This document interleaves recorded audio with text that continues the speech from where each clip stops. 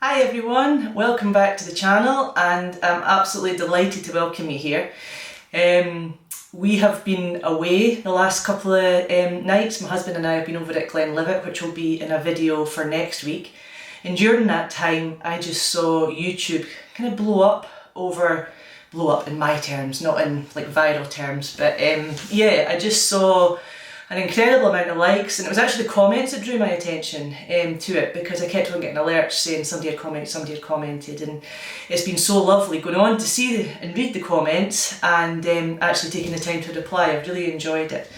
So felt a bit overwhelmed because yeah, it's just nice to think that there's other people out there who are struggling, but also that people are keen to watch just me speak my truth and speak my honesty. So yeah, thank you so much. If you're one of the ones that has subscribed, then honestly I'm absolutely delighted. And yeah, I hope I can still continue making content that you find interesting. So this week's video is going to be about a bit of cycling. So I managed 2 rides this week.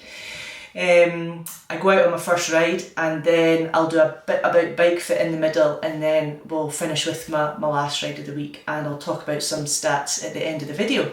So yeah, without further ado, let's continue. Rookie error. Took out the action camera today and forgot to put a battery in it. Idiot. So just thought I'd stop and take a video of the beautiful sunset and how much I'm absolutely loving this ride. I genuinely feel like I'm living the dream. God, I actually feel emotional. If this is what life's all about, I'm here for it. Let's get on this fitness journey and let's do it.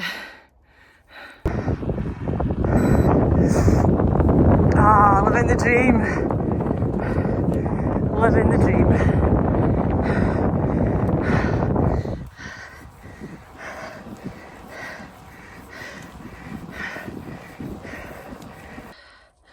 And just a wee bit of bike appreciation. Benny He in the background. Who knew that a bike could make you feel as I do? Oh, the best feeling. The best buy, the best feeling. Absolutely no doubts. This seems like a good time to jump on and talk about the bike fit and how the changes that have been made have totally changed the game for me in cycling. I know I've only had the bike a week, but I genuinely feel inside that this is what I've been missing all the years that I've tried to persevere with my road bike, and all these times thinking, you know, I do love being out, but the pain that the bike brings, I just could never really get my head round it. And I think there's a fine line between pain when you're enduring, but actually pain when you're just mechanically cycling the bike is a whole different feeling. And I genuinely thought it was because I was overweight. I thought that I was destined to always be really sore on the bike because I'm fat.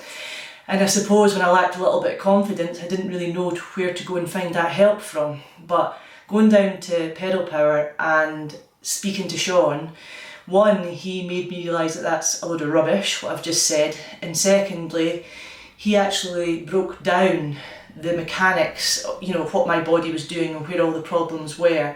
And then that led him on to make the changes in the bike, which I'll speak about in a minute. So yeah, let's look at the bike fit video again, and I'll freeze it and I'll talk you through exactly the issues that I've been having.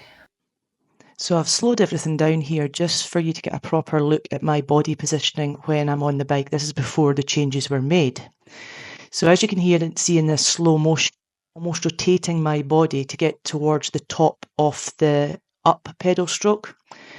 So I've just paused the video here, and within this you can see the first dot is my hip, second dot's my knee, and my knee is almost going slightly higher than my hip. That's why I'm kind of rotating my body to allow my foot to get up to that top stroke. Now, I'm no expert at all, but I think that it's clear that the power that I can give out is really diminished because of my poor positioning here.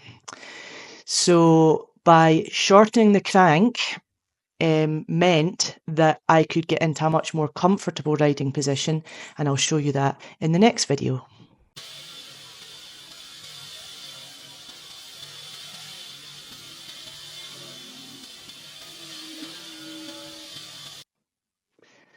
This was when I went back to collect the bike, and it's not actually that obvious, but I think that's more to do with the position that Kevin was standing in when he was videoing me. This was not planned as a bike fit video, but I'm just really wanting to pass on the difference it's made to me. But you can see here, my knee is slightly lower than my hip. But I think the main thing that I notice is if you watch it back in slow motion, my body is no longer twisting to accommodate that upstroke. I'm just in a kind of neutral position now, which I believe you should be, or certainly I know you should be, because it now feels much more comfortable.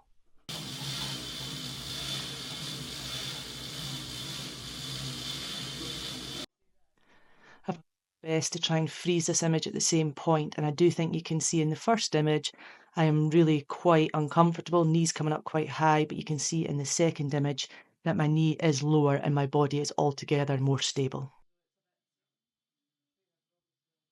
And the last bit of the bike fit is the stem length. So as you can see in the freezed section, that the first video is before the stem was shortened and I am not holding onto the hoods, I'm kind of slightly further back. And in the second video, I am more comfortable on the hoods, which means I'm naturally a bit more upright, which I prefer for comfort. And, you know, as I said before, I've got kind of lower abdominal pain that I suffer quite significantly at times, and being more upright on the bike does help me cope with that better. So yeah, all in all, I think you can see in that image as well that I seem to be in a much more comfortable position overall, and that was just by reducing the stem length. Welcome to another day on planet Earth. Oh, what a good day to be alive. So it's ride 2 of the week.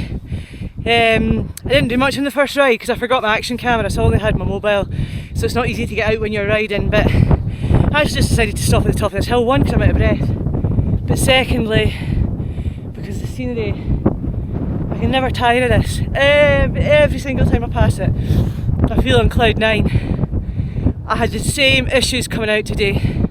Will I go, will I not? Oh, it's raining, look, means I don't have to go. Oh shit, the rain's gone off, what's my excuse now? Phoned my husband and he was my motivation. He told me I was waterproof and he's right. So big winter gloves on, shoe covers are on, no more excuses, I'm out doing it. Short loop regardless today, I'm not even going to look at the big loop, I'm out to enjoy myself. It's Saturday, we're going to friends tonight for some food, so life's good. So come and join me on this ride and we'll see how I feel at the end. But so far, so good. I'm feeling amazing. So it seems like a good time to have a chat when I'm on the flat.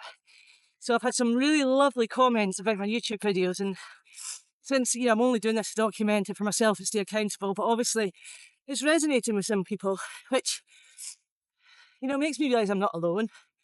It makes me realise, gives me, sorry, I've got a bit of a cold today. Gives me the momentum to keep going with these videos as well. And I suppose that's what spurred me on to get out, was I'll have no content this week if I don't actually get out on a ride. But you've probably spotted the hat by now, and if you've not, what the hell are you looking at? So it's funny, I had a comment from somebody on Instagram. They private messaged me and they said that how body confident I was and body positivity. And I suppose I want to kind of challenge that and say I'm not body positive. I'm not body negative either. What I would say is I'm body neutral. And what I mean by that is that I've got the body I've got, and it's got me through some terrible times in life, and it's still showing up for me every single day. So for that, I've got to show it some love. But I'd be wrong for me to say I'm body positive and that I love everything about my body, because I'd be lying to you. And I've always said I'm never going to lie on this channel. I'm always going to be open and honest. And the open and honesty part is that I would love to have different tummy, different arms that didn't have a bingo wings, you know, different thighs that didn't jiggle, but it is what it is. And I could spend all day, every day, worrying about these parts of me and covering them up and not enjoying life. But I don't. I go out and just accept it and get on with it. And as I said before, this isn't a weight loss mission. Absolutely not. Because I do not cope well with the idea of being on a diet or anything like that. That causes a really bad mindset in me. What I'm out doing is trying to get my body fitter, my mind fitter and stronger, and my cardiovascular system better, so that I'm not out of puff on silly little walks with Isla and things like that. So yeah, don't always believe what you see on social media. I'm sure maybe some of the channels you'll follow, there's a car coming, I'll come back to you. So yeah, what I want to say to you is, don't always believe what you read on social media. There absolutely will be some people that are body positive, and I'm not mocking them. But some people are hiding a multitude of issues, and I'm not here to pull the wool over anybody's eyes. I'm just here to be me and do me, and I'll be as open and honest along the journey as I can. Love my hat. The main reason I got my hat actually was because cafe stops. My hair is a disaster when I got stop at cafe stop, so I wanted a cap. Then I realised you could make your own, so I had a bit of fun with it, and I'll show you up closer when I stop as to what's on the side. That's just celebrating a bit of me actually. So yeah, a hill coming up. I'm not very good at speaking on hills, not even very good at speaking on flats, but I'll bring you back after I've done the hill. This is my usual stop on this loop.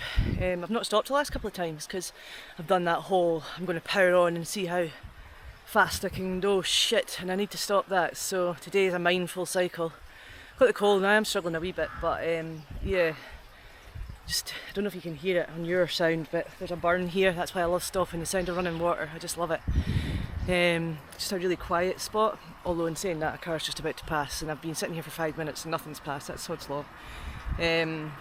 So yeah, just a wee mindful moment, taking it all in before I go back and take part in family life, because it's Saturday, Isla's off school and Kevin's around, and yeah, get on with some household chores and actually maybe editing last week's video actually, that needs to go out tomorrow at 10. So yeah, I've got a purpose and I need to get on with some stuff.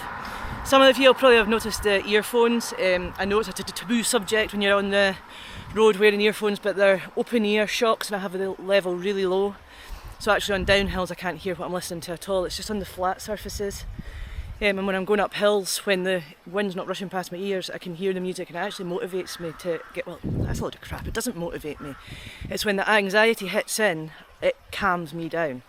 I've really noticed recently when I've been on the bike, is that I start huffing and puffing like really, really quickly, like rapid, like I don't no need to breathe like that, and that's the anxiety kicking in. I see a hill and I panic, and actually when I slow down and regulate my breathing, the ride goes better and I feel better. So this is a huge mental health journey, and I'm realising things about myself all the time, which I think's good, and I need to keep doing it. And as I said, I'll keep documenting and I'll keep being open and honest, because if it helps somebody else, then I'm delighted.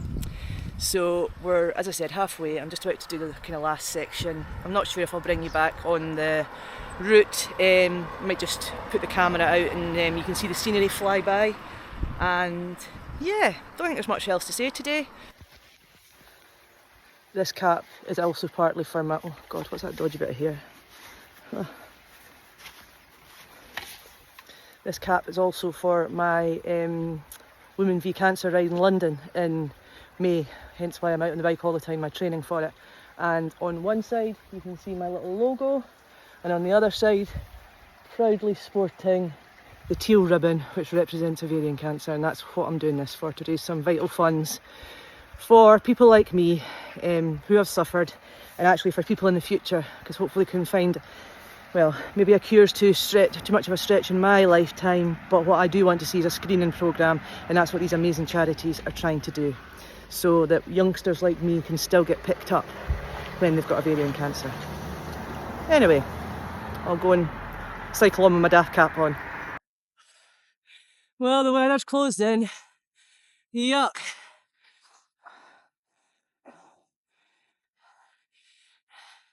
It feels like winter.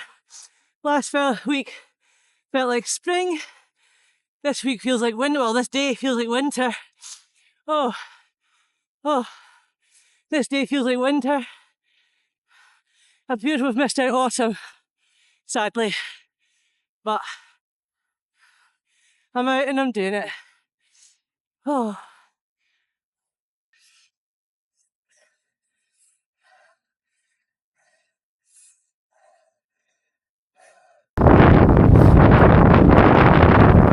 Oh, it's getting heavier. Yuck. Oh.